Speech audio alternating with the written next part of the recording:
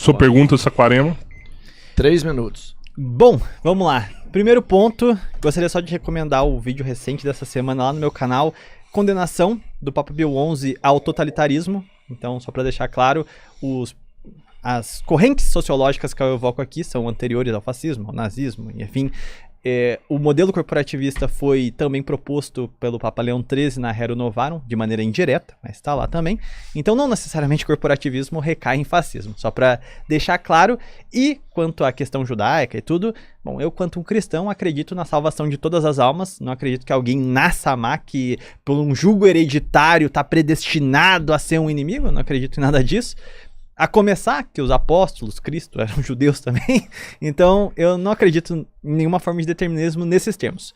Então, indo para minha pergunta, aproveitando sobre a questão da propriedade privada. A gente tem um ponto em comum, que é ser contra a propriedade absoluta. Então, a partir das revoluções liberais, a gente tem esse processo que já começa na Revolução Industrial, de cercamento, tudo. A Revolução Francesa institui o caráter sagrado da propriedade e a torna inviolável. Só que, para um católico, inclusive é legítimo, por exemplo, o furto, se for em caso de sobrevivência. Pô, eu vou morrer de fome. Então me é lícito roubar um alimento, por exemplo. Evidentemente, são circunstâncias específicas, mas a propriedade não tem um caráter absoluto para o catolicismo. Ela é um direito natural, mas não absoluto. Se a propriedade pode corresponder a princípios morais, ao bem coletivo, a um fim social, por que ela é um problema em si? Por exemplo, com a propriedade, a gente consegue ter posse sobre o fruto do nosso trabalho. A gente consegue ter alguma liberdade, mesmo um certo nível de poupança, que permite que a gente desenvolva novas tecnologias e afins.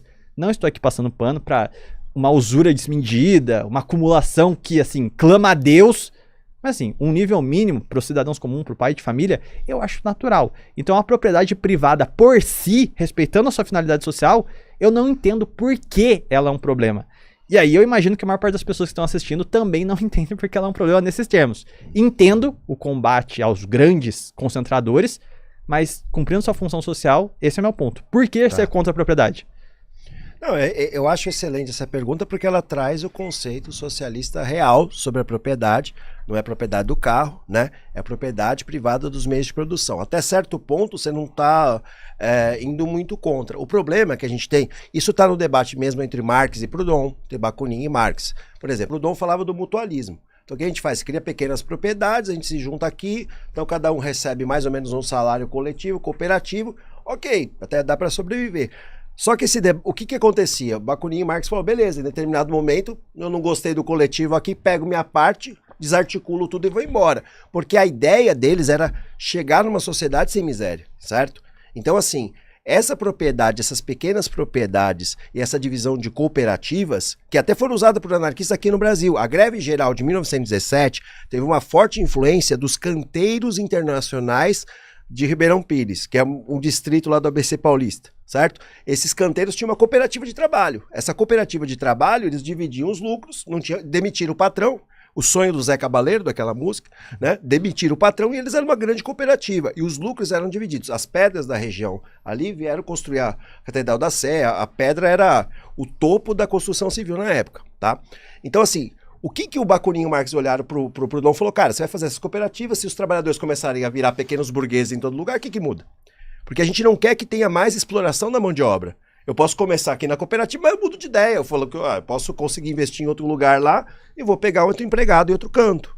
Entende? A longo prazo, a superação do capitalismo, que é isso que a gente defende como socialistas, das várias correntes socialistas da esquerda, das várias esquerdas, essa superação vai ficar comprometida. Entende? Então isso dentro do mutualismo, e isso aconteceu num momento também histórico. Você vê que a moral ela é de cada época. Quando o Marx chega pro Proudhon e fala assim, Proudhon, eu quero que você seja meu correspondente. Só que estava tendo uma série de greves e paralisações que o Estado estava matando os trabalhadores. Então o Proudhon falou, eu não sei se eu vou fazer uma revolução, vamos fazer uma cooperativa, vamos tentar sobreviver aqui do nosso jeito. Entende? Ele também estava com medo dessas revoluções se voltarem contra eles. Só que o que a gente vê? Se o controle dos meios de produção, que é isso que é o foco, tá? No Marx, é isso que está no texto, viu, amigo do carro aí, do Monark. É assim, a propriedade privada dos meios de produção. Então a grande indústria, que é herdada a 5 famílias, a 10 gerações, você está criticando a mesma coisa. A diferença é que você não acha que isso dá para transitar para uma coisa depois. O latifúndio, que você comentou até antes. Então, assim, esse segmento, ele tá nas mãos de uma herança. Então, aí que dá essa confusão. O meu carro, a minha roupa, né, e o meu celular e meu caderno é igual à minha indústria. E a minha máquina, você entende? E é essa máquina que era questionada na teoria do Marx e também no coletivismo do Bakunin. O coletivismo é, na verdade, o radicalismo do mutualismo, a grosso modo. Tá? O pessoal vai digitar lá no Google, vai ver o que é cada coisa. Né? Mas eu tô tentando ser didático de forma geral. Então, se você mantém a propriedade privada dos meios de produção, essa parte aqui é muito importante, propriedade privada, viu, galera? Dos meios de produção, não é da roupa, não é do objeto. É nesse segmento em que as pessoas têm que ter acesso à produção da riqueza. Se isso for exatamente igual a gente tem no sistema jurídico, né, que o bem durável e não durável está praticamente com propriedade igual, a gente vai continuar caindo nessa mesma cadeia de produção. Vai parecer que aquela pessoa que tem uma casinha simples e o cara que é dono de 10 prédios, igual vocês falaram mais cedo, é a mesma coisa. E não é. Assim como é o mesmo truque do empreendedorismo que a gente vê hoje. O que os liberais hoje colocam questão do empreendedor, do microempreendedor individual? Eu sou o burguês de mim mesmo. Entende? Ah, mas e se você tiver um carro lá para você ser um taxista, furou o pneu? Pô, o carro é meu. Aí você já gasta o valor. Eles jogam no jeito o salário mínimo tá baixo, né, estruturar para que tem todo um ambiente para eu colocar que o burguês e o trabalhador são iguais num discurso da burguesia, porque eles são iguais perante a lei, beleza. Aliás, o Bakunin e Marx elogiam isso, né? Por exemplo, a primeira classe social, Bakunin tem um texto que ele fala isso, a primeira classe social a virar e falar todos os homens são iguais e colocar isso na lei foi a burguesia, certo? Ninguém fez isso antes. Né? Até por isso que isso é mais à esquerda. Só que isso também tem uma ferramenta de transformar todos em consumidores. Consumidores que não controlam os meios de produção. E é esse que é o truque. Então, se a gente não controlar os meios de produção para que eles sejam de todo mundo, a gente vai continuar com uma miséria que vai se rearticular sempre. É esse o problema. 2 minutos? Bom, aqui eu quero trazer algumas reflexões dos distributistas, Belloc, Chesterton, onde eles revisitam a história inglesa, desde a Baixa Idade Média até o processo de industrialização, onde eles colocam a questão dos meios de produção, onde eles apontam, né? Na Baixa Idade Média, a gente tinha um sistema alternativo, com algumas aspas. Então, o trabalhador, o plebeu com uma terra arrendada, ele tinha força de trabalho, ele tinha terra, enquanto o senhor, ele tinha, vamos dizer assim, o capital, ferramentas que ele podia barganhar. Essa estrutura garantia que a mais-valia desses plebeus não fosse, assim, brutalizada. Então garantia, por exemplo, a fixação de cotas específicas do que eles teriam que pagar taxas de ferramentas, imposto sobre a terra e afins. Logicamente não é o sistema ideal, a gente está falando do feudalismo. Mas já mostra uma saída que, se a gente consegue garantir a pequena propriedade e a força de trabalho na mão dos trabalhadores, das massas, a gente quebra a possibilidade de parasitar o trabalho do dono do capital. Então, para a gente produzir, a gente precisa desses 3 pontos, né? Que é a terra, o capital e a força de trabalho. Se o trabalhador ele tem a terra e a força de trabalho, o capital não consegue parasitá-lo.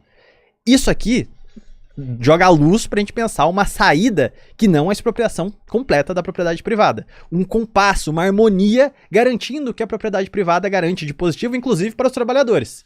Aí entra uma questão. A gente pode ter leis antitrust para evitar essa hiperacumulação, esses domínios brutais dos caras que são donos de 1 trilhão de imóveis aí.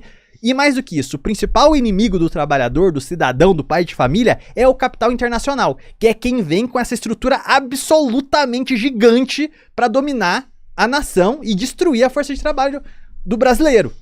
Aí vem a questão, qual é a única instância que a gente tem para se defender disso, se não o Estado justo? O Estado que vai impedir a força colossalmente gigante de fora e, ao mesmo tempo, os nossos trabalhadores e a pequena propriedade. Você já tá enfiando a pergunta, né?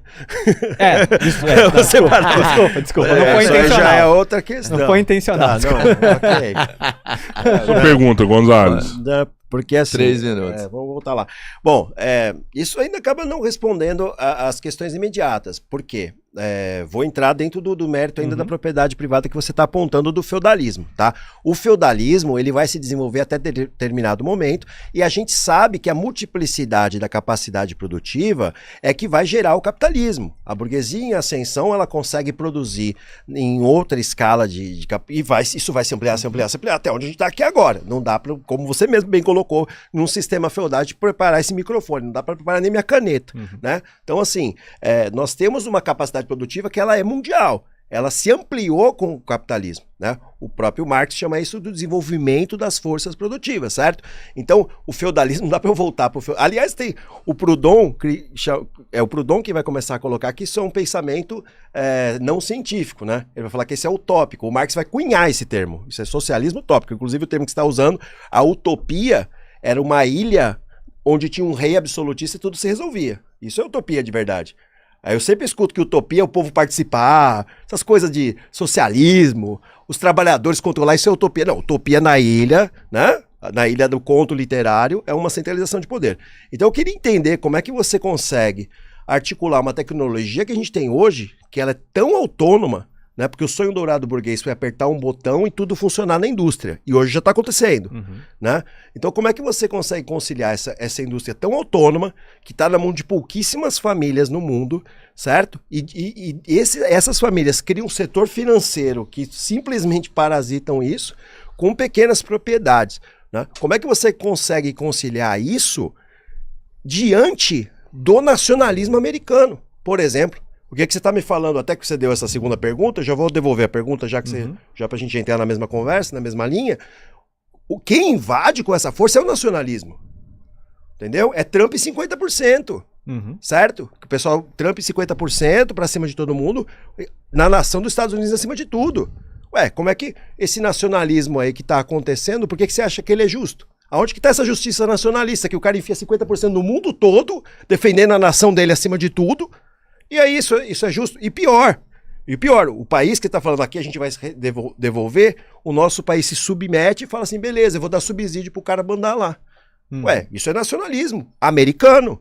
Sim. E aí, a minha pergunta é, como é que esse nacionalismo do Trump me protege? Eu quero que você possa dizer pra gente, até porque eu já ouvi você dizer, não ouvi, né, mas está escrito que você elogiou bastante a direita do Eduardo Bolsonaro, pelo menos tem um Twitter seu, porque o Eduardo Bolsonaro é um exemplo de vocês da direita lá nos Estados Unidos. Então, como o Eduardo Bolsonaro está nos protegendo, apoiando esse 50% de imposto sobre nós, em cima de Estados Unidos acima de tudo? Como esse nacionalismo americano, na qual a família Bolsonaro bate continência, nos protege? É isso que eu quero entender, porque esse nacionalismo não está ajudando a gente não. Se tiver, vocês me explicam. Tá bom? Essa é a minha pergunta. 5 minutos, Saquarema. Vamos lá, então. Primeiro, vamos colocar aí algumas questões. Eu acredito que existam nacionalismos diferentes. Das nações fortes, que é o imperialismo, que é a dominação das nações fracas para fazer a manutenção do seu império, e o nacionalismo defensivo, o nacionalismo que visa a justiça, que visa a promoção do bem das famílias, que é a base da nação. Esse é o nacionalismo a qual eu me filio. Quanto ao Eduardo Bolsonaro, fazendo aqui um meia-culpa rápido, antes de tudo isso começar, ele fez lá um videozinho citando Getúlio Vargas, falou do João Goulart, um monte de coisa. Falei, o meu posicionamento foi, olha, se você quiser guinar para esse lado, fico aberto, se você quiser conhecer, eu te ajudo. Só que se for para bater continente pra bandeira americana, eu quero mais é que você se lasque mesmo, que você apodreça nesse fim de mundo yankee aí. Fique aí que você não é digno de pisar no país. Tanto é que logo após ele fazer esse escárnio com a nação, eu também fiz posicionamento e falei, ó, não tem como, entendeu? A natureza desses caras é o entreguismo. É se vender ao imperialismo estrangeiro. Agora, vamos lá. Diante da questão sobre os nacionalismos das nações fortes e das nações fracas, isso já nos coloca numa posição geopolítica de oposição. O nosso nacionalismo, ele é um nacionalismo tropical, é um nacionalismo, uma flor rara, ele é a antítese do que é os Estados Unidos. É a nossa vocação natural bater de frente com o império norte-americano. E aí vem a questão da pequena propriedade. Como eu posso garantir, mesmo pensando aqui no livre comércio, que o seu Joaquim aqui, que ele vai competir, tendo sua lojinha de eletrônicos, com um mega cartel que tem facilidades com importações chinesas. Não tem como. Então eu acredito que a gente precisa sim pensar, mesmo em abdicar de certas luxúrias da nossa parte, de certos padrões de vida que, beleza, pode ser muito legal à primeira vista, mas as implicações é o seu filho, é o seu sobrinho, é o seu irmão, que tá trabalhando aí por um salário mínimo, que é esse negócio de desgarçar as nossas divisas, da gente viver de importação. Isso não é bom. A gente deveria estar pensando aqui numa maneira do Estado ser um facilitador do pai de família, das famílias brasileiras, de empreender aqui. A gente não precisa de uma multinacional para trazer tecnologia para cá. A gente precisa desenvolver essa tecnologia aqui com mãos nacionais. E aí que tá, o nível de complexidade da economia hoje, não tem como a gente gerir tudo isso anarquicamente. Porque requer planejamento, requer estrutura, requer financiamento, e o Estado é essa ferramenta capaz de fundamentar o nacionalismo defensivo.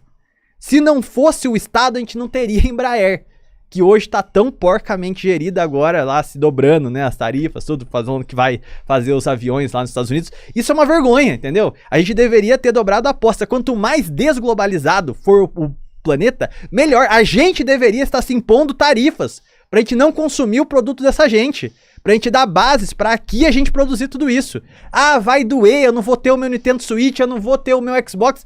Vai doer, cara!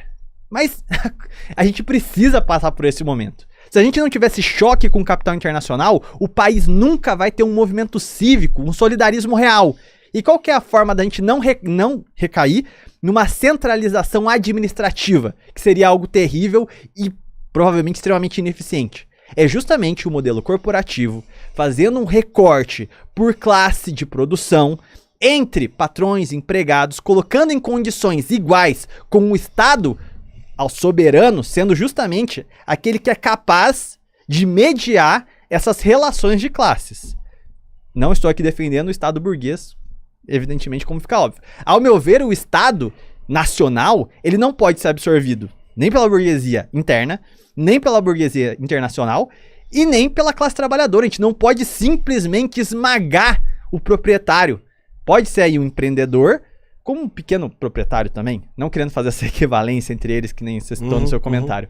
Mas a questão é que nós precisamos resguardar sim o direito à propriedade dentro de padrões sociais e morais e propiciar o quanto possível o respeito e o direito dos trabalhadores com a viabilidade econômica para a gente poder se proteger desses ataques internacionais. Porque o que eu vejo no ataque sistemático ao Estado, que se bem ordenado é a nossa única forma de se blindar contra o poder internacional, é que aqui a gente vai brigar entre a gente. Ah, é a burguesia interna, a gente vai brigar aqui entre a gente e aí vai vir o estrangeiro e creu na gente. É a porcaria dos industriais da década de 40, Evaldo Lodge, os caras lá querendo sabotar os direitos trabalhistas, para depois vir o governo Dutra, os liberais chegando ao poder e dali, quebrou todos eles, porque a burguesia internacional é 1000 vezes mais poderosa do que a nossa sociedade dividida. Desculpa, estourei. Não, Só um tranquilo. segundo. Beleza. Então, 2 minutos. beleza. Então, primeiro, como de forma anárquica, essas cooperativas de trabalho dos anarquistas foram as primeiras respostas à questão nacional interna. E não tinha por objetivo nenhum ainda, nem inicialmente, derrubar as estruturas. Primeiro, para dar uma sobrevivência. Até hoje é mais ou menos isso que as esquerdas costumam fazer. Fazem coletivos, cooperativas, juntam dinheiro, vendem um jornal. Na verdade, eles são muito mais mutualistas do que pensam. Até muitos marxistas fazem isso. Grande parte dessa resistência hoje seria possível com a tecnologia internacional. Mas o que eu comento é que justamente a burguesia nacional e o Estado brasileiro, por exemplo, é que fez essa entrega, tá? Igual você mesmo comentou. Então, assim, o que realmente resistiu foi a classe trabalhadora e a internacionalidade dessa classe trabalhadora. Então, novamente, é o internacional que acaba vencendo. É a internacional. Não estou nem querendo cantar o hino aqui ainda. O que acontece é que os trabalhadores do mundo unidos é que começam a fazer essa frente. Quando você fala para mim que o Estado mais fraco vai lutar contra o de cima, me lembra uma tal do Estado aí que levava Marcos em carrinho de roda para comprar pão. Falava a mesma coisa, o nosso Estado é um Estado mais fraco. A gente tem que se vingar da Inglaterra e da França que colocou essa sanção na Primeira Guerra, entendeu? Fazia o mesmo discurso. E quem que se ferrou mais? A própria classe trabalhadora interna. Então, quando a gente começa com o discurso nacionalista interno, o sacrifício da exploração da mais-valia interna para poder fazer frente com o capital estrangeiro ainda é maior.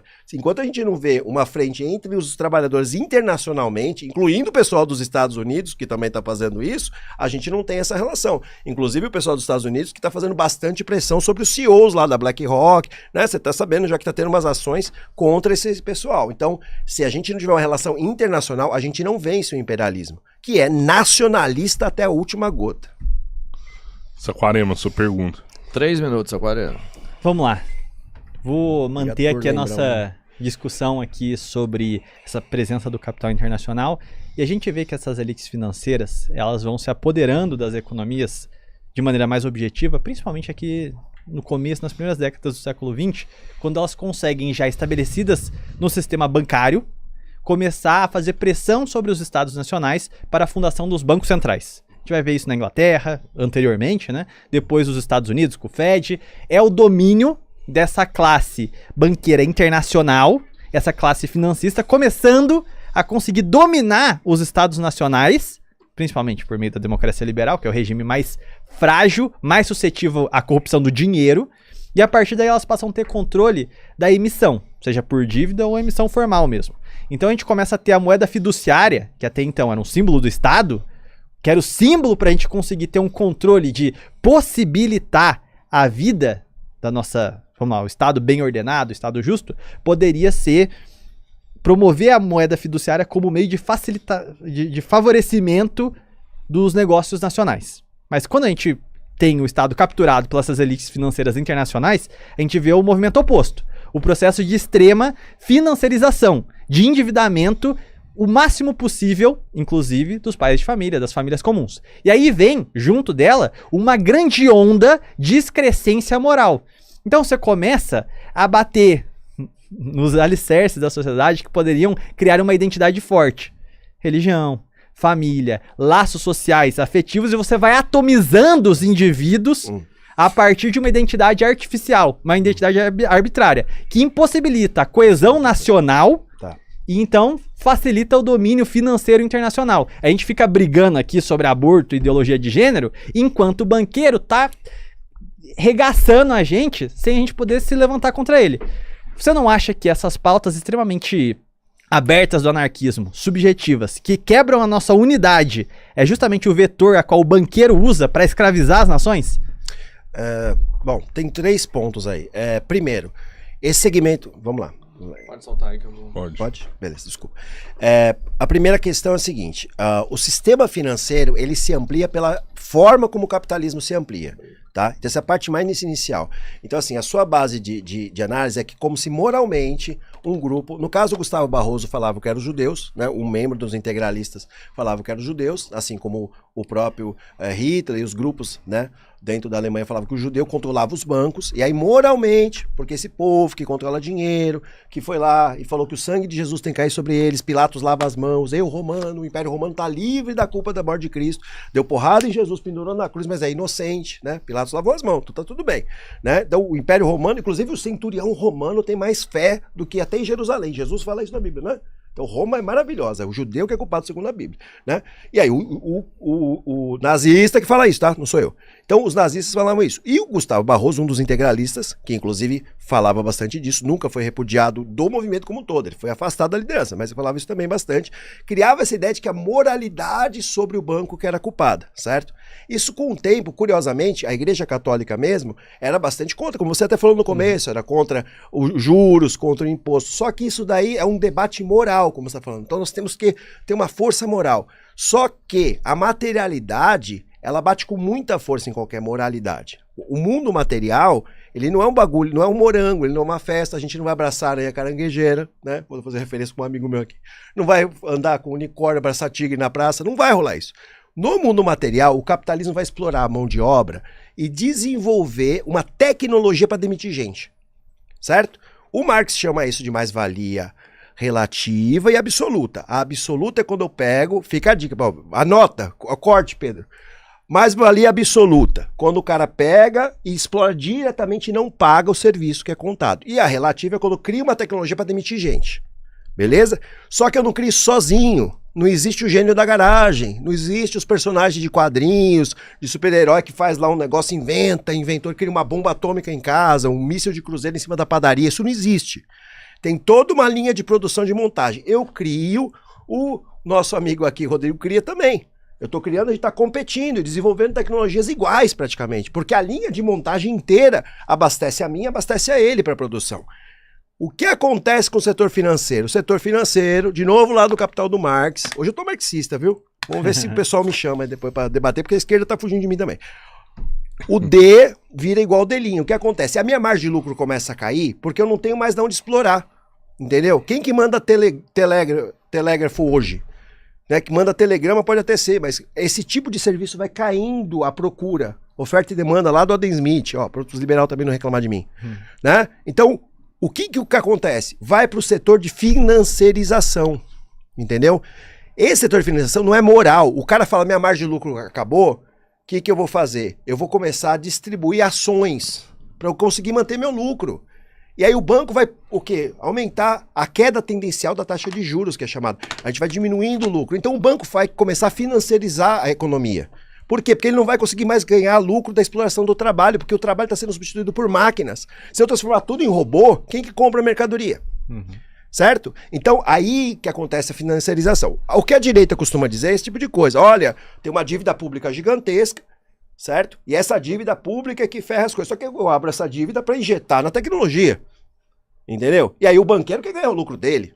Entendeu? Não é uma questão moral. O banco vai agir contra. Então, assim, quando a gente fala dessas pautas que você levanta, não, isso aqui é muito subjetivo.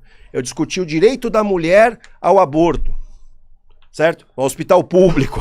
Isso não é subjetivo. A questão racial não é subjetiva. A questão de xenofobia. Vem alguém de um país de guerra e para aqui no Brasil. E aí eu falo, vamos expulsar esse cara. Isso não é subjetivo, meu amigo. A pessoa vai ser espancada. Não tem subjetividade. Essas relações, elas são separadas. Entende? O avanço do capitalismo na financiarização pode ser usado para financiar essas pautas, sim, nos bancos. Concordo com você. Mas o problema para acabar com essa financiarização é só se você transformar esse segmento para produção objetiva industrial, que é o que você está também apontando. Mas existe um limite para isso. Hoje a gente tem coisas tão avançadas que eu consigo imprimir prédios. E aí? Entendeu? Cadê a mais-valia que eu tenho que extrair para conseguir valor? Entende? Então o problema que você está apontando tem outra raiz. E a outra coisa que você está falando, eu acho que tem que ter sim enfrentamento contra preconceitos de vários tipos. Tudo bem, eu concordo, pode ser que seja num tempo mais ou depois, mas isso tira vidas. Tá? Então não sei se é tão simples assim. A gente tem o país que mais mata o LGBTQI+ do mundo. Então não sei se é tão simples assim. Vamos ver isso depois. Não sei. Tá bom? Saquarema, 2 minutos. Bom, aqui a gente vem pro... Acho que o centro da questão tá aqui, onde a materialidade, ela parte de um princípio quase que, assim, do livre mercado mesmo. E aí é o que o Leão 13 aponta, né? Que quem abre as portas pro comunismo é o próprio liberalismo. Se a gente deixar as coisas só rolar, sem fazer um julgo moral sobre isso, sem uma interferência de um poder que possa agir objetivamente sobre a realidade, é isso mesmo que vai acontecer. A gente vai ter um pico de produção, vai quebrar isso, vai entrar o banco, vai ter a financiarização, e aí vai ter o financiamento para tudo quanto é lado, pra gente manter esse castelo de cartas. O meu grande ponto é que nossa discussão sobre moralização é que o Estado, ele não pode ser um espectador. Ele não pode ser um Estado burguês que tá lá assistindo as forças livres montando esse castelinho de cartas e depois que tudo cair, fala, meu Deus, quem poderia imaginar que isso aqui ia ruir? Quando é lógico que vai. Se a gente for só materialista, sua análise está corretíssima. O meu ponto é que nós deveríamos agir diretamente, o Estado é a nossa ferramenta para evitar esse processo. E aí cabe uma discussão que a gente vai ter que fugir do século XIX. E aí é uma missão de todos aqui nessa mesa, que é pensar as novas realidades que estão se impondo. A gente consegue manter o sistema produtivo capitalista? A gente consegue continuar mantendo uma noção política onde só a eficiência importa e não a moralidade? Eu acredito que não, senão a gente desumaniza o homem. Aí o homem vira máquina, o homem vira um rejeito, e aí ele tem que ser limpado dessa sociedade. Então, em alguma medida, talvez seja aceitável a gente buscar um regime produtivista a partir de pequenas cooperativas. Mondragon tá aí. A gente pode ter um nível de complexidade interessante a partir de pequenos societários. Os trabalhadores são sócios da própria empresa, participam ativamente dela. Um modelo que a gente consegue quebrar essa concentração